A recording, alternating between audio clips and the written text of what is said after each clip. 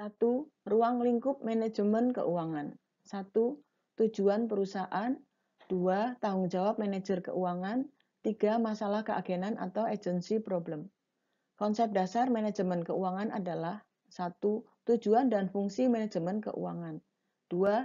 Tanggung jawab manajer keuangan perusahaan. 3. Masalah keagenan dalam manajemen keuangan. Pada prinsipnya, keuangan perusahaan terdiri dari 3 bidang yang saling berhubungan. 1. Aktivitas keuangan. 2. Investasi yang memfokuskan pada keputusan yang dibuat oleh investor individual dan institusional dalam memilih sekuritas untuk portofolio investasi mereka. 3. Manajemen keuangan mencakup semua keputusan dalam perusahaan. Masing-masing bidang ini berinteraksi satu sama lain, sehingga manajer keuangan perusahaan harus memahami operasi pasar modal dan cara menilai surat berharga atau sekuritas. Aktivitas utama dari manajemen keuangan meliputi 3 macam aktivitas, yakni investment decision, financing decision, dan asset management decision. Aktivitas manajemen keuangan sangat dipengaruhi oleh perubahan lingkungan yang begitu cepat. Kita rasakan terlebih dengan perubahan yang terjadi di bidang teknologi informasi. Visualisasi dari aktivitas manajemen keuangan adalah sebagai berikut. Dengan adanya kompetisi, perubahan harga, perubahan teknologi, perubahan tingkat bunga, dan lain-lain, hal ini mengharuskan manajemen keuangan yang mampu beradaptasi, yang kemudian memunculkan keputusan investasi, keputusan pendanaan, dan keputusan manajemen aktiva.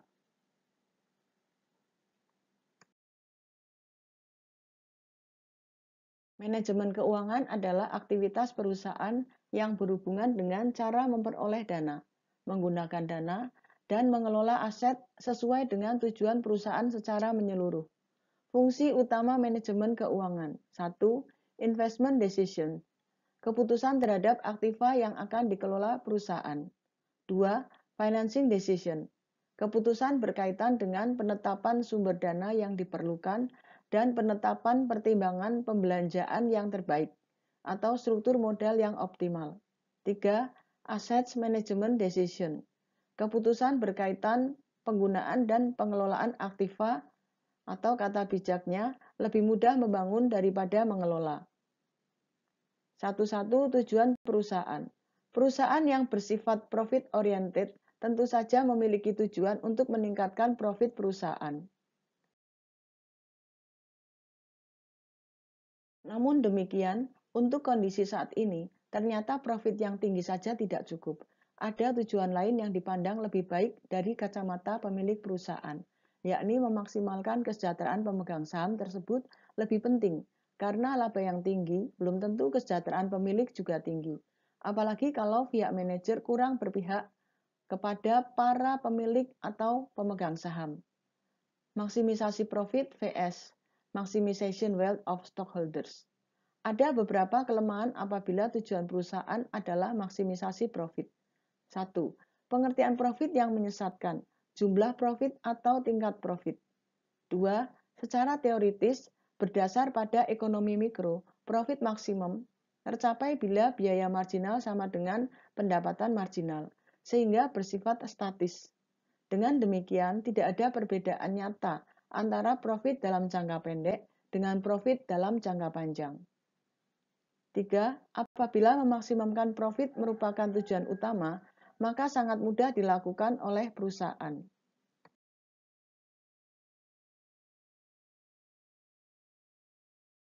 Tujuan memaksimumkan kemakmuran pemegang saham dapat ditempuh dengan memaksimumkan nilai sekarang, semua keuntungan pemegang saham yang diharapkan akan diperoleh di masa datang. Kemakmuran pemegang saham meningkat bila harga saham yang dimilikinya meningkat. Harga pasar saham yang terbentuk dipengaruhi oleh beberapa faktor, antara lain earning per share, price earning ratio, tingkat bunga bebas risiko, tingkat kepastian operasi perusahaan, dan lain-lain. Kesejahteraan para pemilik atau para pemegang saham sangat dipengaruhi oleh keputusan keuangan yang dilakukan oleh pemangku kepentingan. Sebagai contoh, kebijakan dividen rendah, karena perusahaan memiliki rencana investasi yang membutuhkan dana yang besar, akan berpengaruh pada penurunan kesejahteraan para pemegang saham, yakni dividen yang diterima menjadi lebih kecil.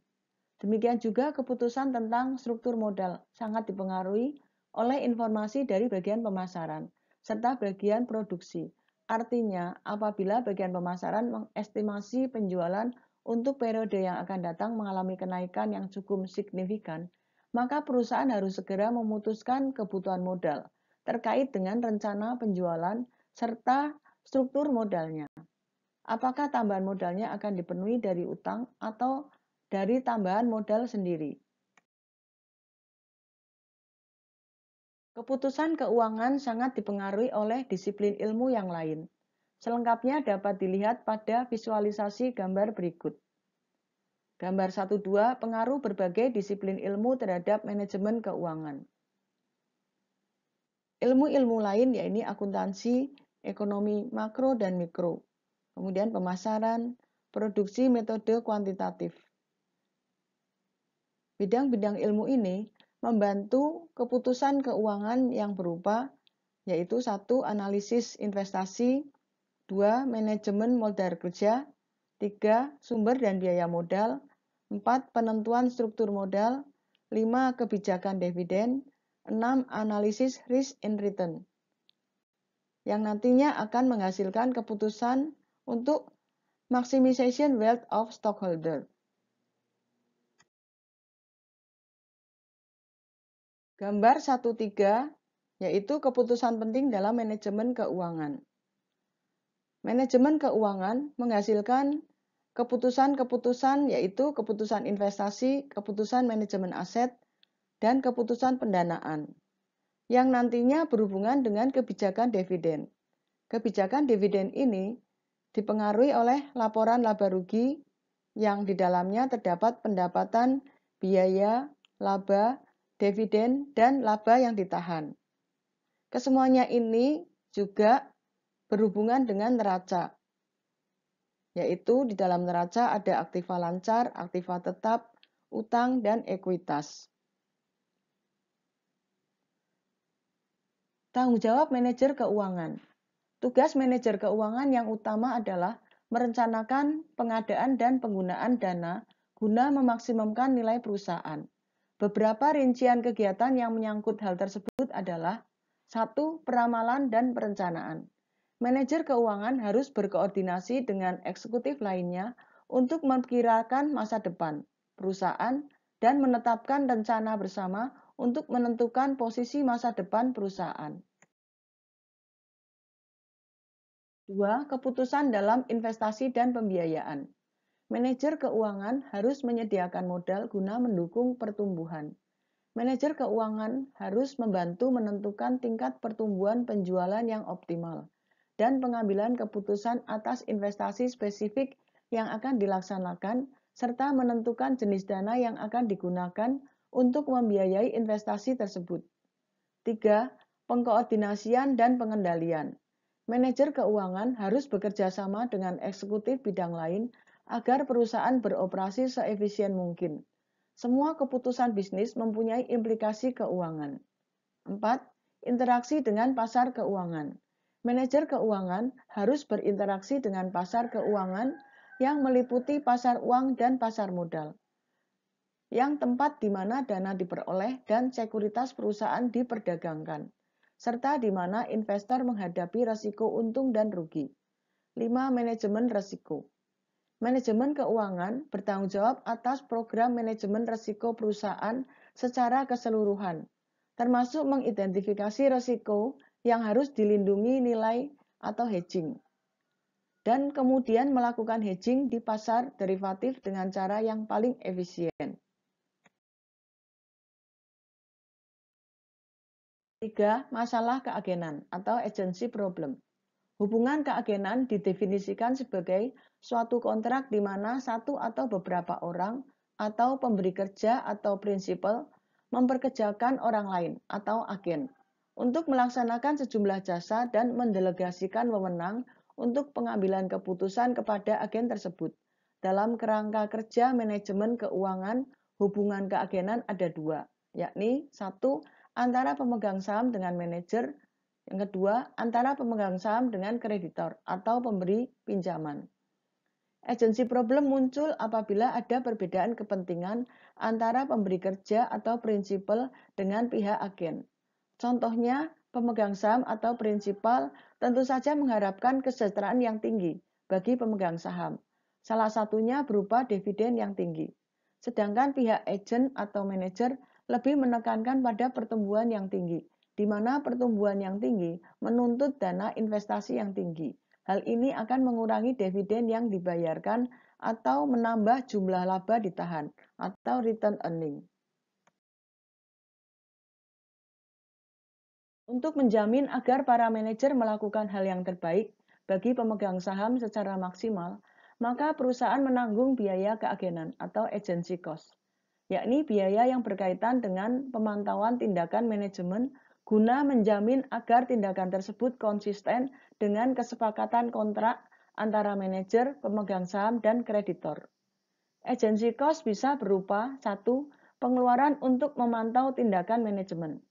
2. Pengeluaran untuk menata struktur organisasi, sehingga kemungkinan timbulnya perilaku manajer yang tidak dikehendaki semakin kecil. 3. Biaya kesempatan atau opportunity cost, karena hilangnya kesempatan memperoleh laba sebagai akibat dibatasinya kewenangan manajemen, sehingga tidak bisa mengambil keputusan tepat waktu. Sejumlah mekanisme yang cenderung mendorong manajer melakukan hal terbaik bagi pemegang saham antara lain 1. Ancaman pemecatan, 2. Ancaman pengambil alihan atau hostile takeovers, 3. Kompensasi manajerial, 4. Intervensi langsung pemegang saham.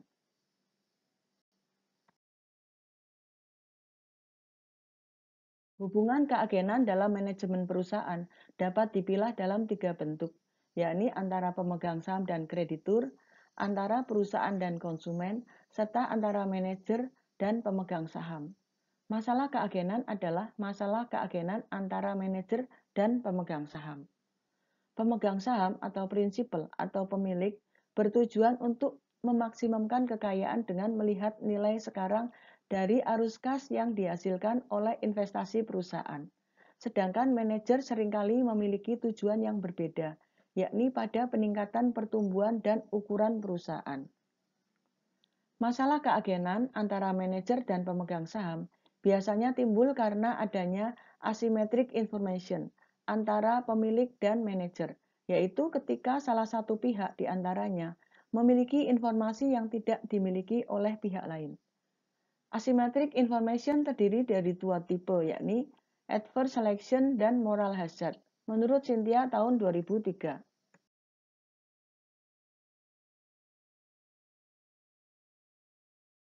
Pada tipe pertama dari asymmetric information, pihak satu memiliki informasi yang lebih sedikit dibandingkan pihak lain. Pihak yang memiliki informasi dalam hal ini tidak akan mau untuk melakukan perjanjian dengan pihak lain. Kalaupun harus melakukan perjanjian, dia akan melakukan pembatasan dengan kondisi yang sangat ketat dan biaya yang sangat tinggi. Pada tipe kedua, terjadi pada saat manajer melakukan tindakan tanpa sepengetahuan pemilik untuk kepentingan pribadinya dan menurunkan tingkat kesejahteraan pemilik. Contoh tipe ini adalah pada perusahaan yang relatif besar, dengan terpisahnya kepemilikan dan pengendalian manajemen, maka akan sulit bagi pemegang saham untuk melihat sejauh mana kinerja manajer sejalan dengan tujuan yang diinginkan oleh pemegang saham. Akibat dari adanya masalah keagenan, maka perusahaan harus menanggung biaya keagenan atau agency cost, yaitu biaya yang timbul agar manajer bertindak selaras dengan tujuan prinsipal. Menurut Brigham and Gapenski tahun 93, biaya keagenan dapat dikategorikan menjadi 3, yaitu 1. Pengeluaran untuk memonitor kegiatan manajerial seperti biaya audit. 2. Pengeluaran untuk struktur keorganisasian yang akan membatasi perilaku manajer, seperti dewan direksi. 3. Biaya opportunity yang terjadi ketika pemilik saham melakukan pembatasan, seperti membatasi keahlian manajer untuk melakukan tindakan demi kemakmuran pemegang saham. Untuk meminimalkan masalah keagenan yang mungkin timbul dalam perusahaan, ada beberapa hal yang dapat dilakukan yang berbentuk solusi pengawasan, misalnya strip financing, mezzanine financing, keputusan go public, penggunaan cash dividend, security analysis, dan multi-level organization. Menurut Cynthia tahun 2003. Easterbrook FH tahun 84 dalam penelitiannya yang berjudul Two Agency Cost Explanations of Dividends menemukan bahwa dividen berfungsi menurunkan agency cost dengan mensejajarkan kepentingan-kepentingan para manajer dengan para investor.